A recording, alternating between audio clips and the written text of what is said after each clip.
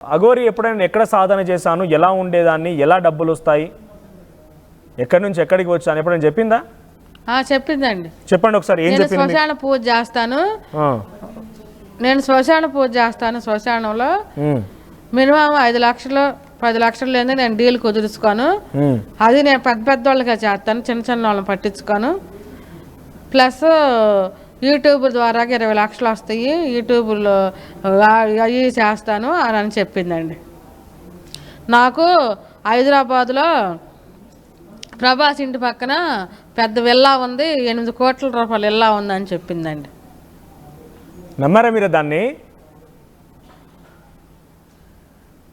ఇప్పుడు నమ్మామంటే యూట్యూబ్లో కూడా పెట్టారు కండి, అఘోరాకి 7 కోట్ల రూపాయల విల్లా ఉందని.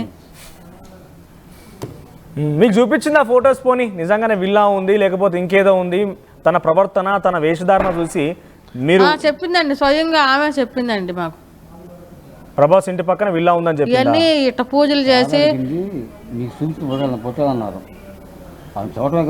చవటమే కానీ ఫోటోలు అవి చూపించలేదండి. ఓకే. సో తను చేసే పూజలు ఎవరెవరికి చేసింది, ఎలా చేసేది అనేది ఫోటోలు చూపించిందా? ఇంత డబ్బు వచ్చింది కదా, మరి డబ్బు అంతా ఏం చేస్తున్నా అడగలేదా మీరు?